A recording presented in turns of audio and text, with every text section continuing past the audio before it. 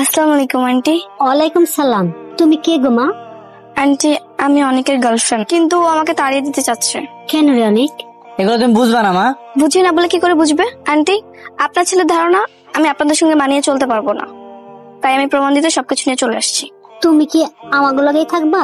হ্যাঁ আন্টি। অত সহজ না, ওকে অনেক চাপা মারা যায়, কামে গেলে বোঝা যায় কোনটা সহজ আর কোনটা কঠিন। এখনো সময় আছে, ঘরে মেয়ে ঘরে ফিরে যাও, এইগুলা তোমার দ্বারা সম্ভব না। আমি কি তোমাকে বলেছি আমি পারবো না? ভালো করে পরিষ্কার করো। হায় হায়, গতকাল আমি বাজার থেকে এই কলসিটা কিনে আনছিলাম আর তুমি কলসিটা ভেঙে দিলা। সরি, আমি বুঝতে পারিনি। সরি সরি কইলে কি সবসময় সবকিছু হয়ে যায়?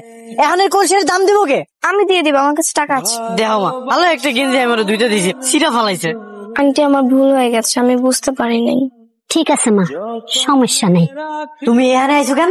আমার ওইসব খাবার খেতে ইচ্ছে করতেছিল না, তাই এখানে আসছি। বসো তো। তাই বলে তুমি চাইনিজ রেস্টুরেন্ট আইবা?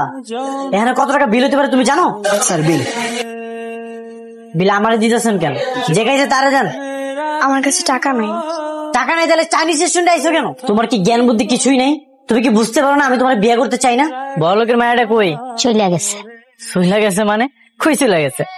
ওর বাপ মায়ের কাছে চলে গেছে। কিন্তু কেন? কেন জানোস না? তুই যেভাবে যন্ত্রণা দিছস, থাকার তো কোনো উপায় রাখস নাই। সেটা তোমার আমিও জানি, কিন্তু এমনি কিছু না পেয়ে চলে যাবো এটা তুমি কখনোই ভাবি নাই। তোমার কি ধারণা তুমি আমাকে নিতে আসবে আর আমি তোমার সঙ্গে সঙ্গে চলে যাব? হ্যাঁ, কেন যাইবা না?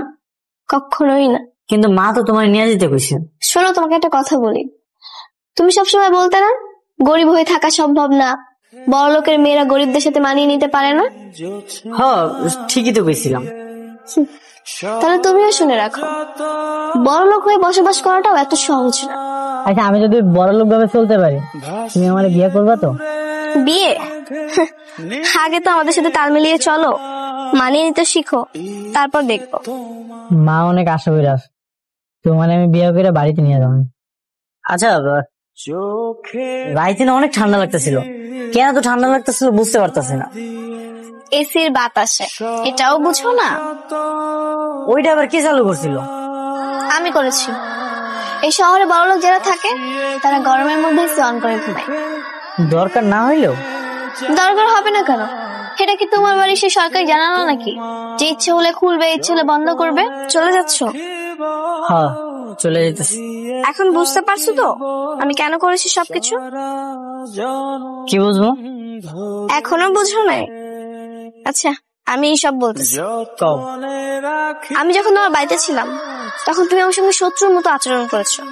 এসব যদি না করতে তাহলে কি আমার এত কষ্ট হতো? কি হলো, চুপ করে আছো কেন? তখন আমি বারবার চেষ্টা করেছি তোমার সব কথা মন দিয়ে শোনার জন্য, কিন্তু তুমি সেটা না করে আমাকে বারবার অপমান করে গেছো। তুমি কি আরেকবার আমগো বাড়িতে যাবা? একটাবার তো সুযোগ দেওয়াই যায়।